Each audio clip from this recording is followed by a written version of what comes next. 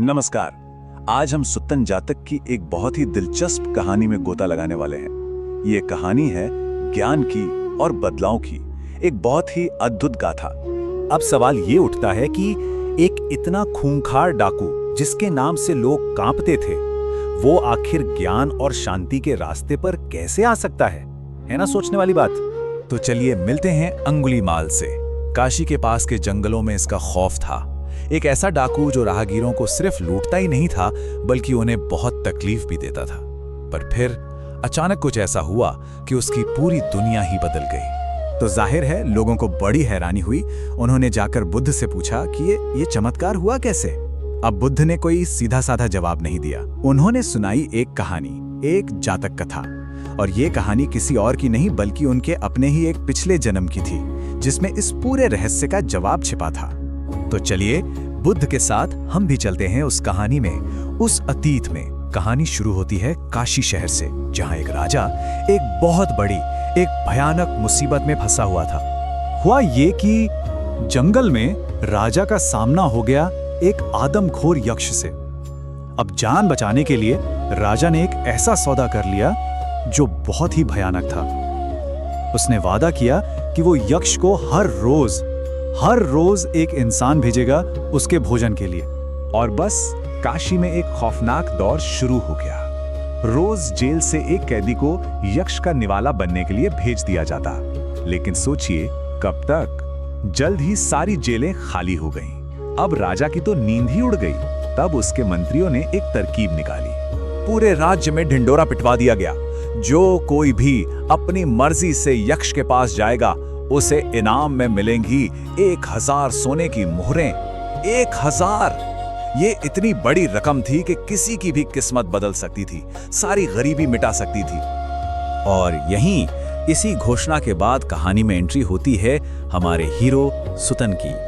आपको बता दूं, ये सुतन कोई और नहीं बल्कि बोधिसत्व ही थे, जो उस जन्म में एक आम नौजवान की जिंदगी जी रहे थे।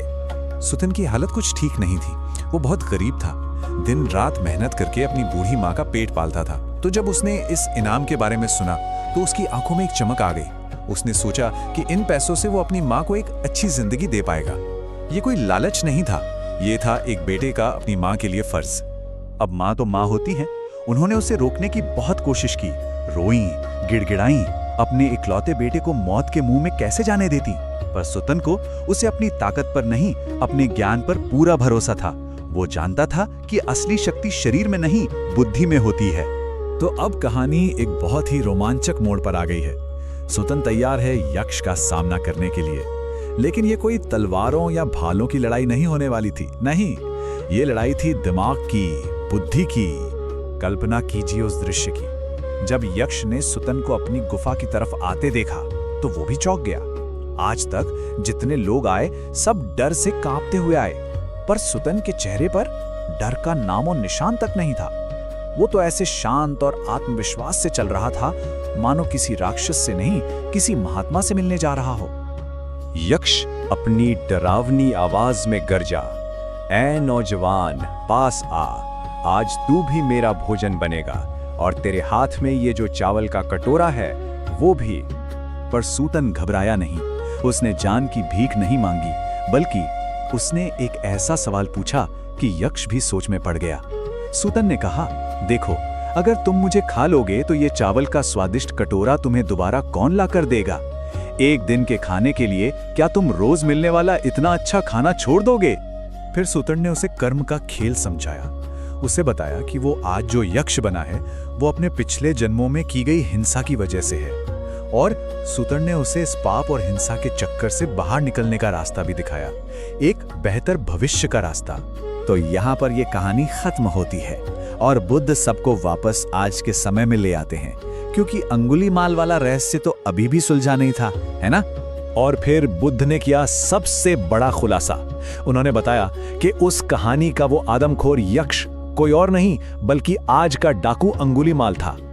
और वो डरावा राजा, वो थे बुद्ध के सबसे प्यारे शिष्य आनंद। और वो समझदार नौजवान सुतन, वो खुद बुद्ध ही थे।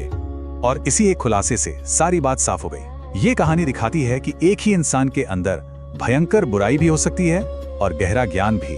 अंगुलीमाल की जो क्रूरता थी वो उसके पिछले कर्मों का नतीजा थी, लेकिन सुतन यानी बुद्ध के ज्ञान ने उसे उस बुरे चक्कर से बाहर निकलने का एक मौका दिया। तो ये कहानी हमें एक बहुत गहरे सवाल के साथ छोड़ जाती है। क्या किसी का अतीत हमेशा के लिए उसका भविष्य तय कर देता है, या फिर सही राह दिखाने वाला ज्ञान और करुणा का एक पल किसी को भी पूरी तरह से बदल सकता है?